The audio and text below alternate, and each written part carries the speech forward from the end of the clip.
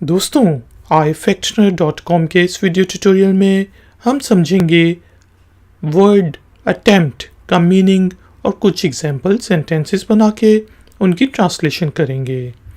Attempt के spelling होते हैं ATTEMPT।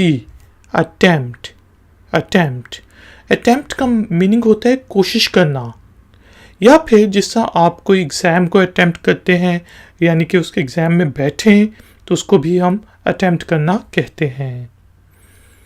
जैसे मैं उस एग्ज़ाम की अटेम्प्ट करूँगा।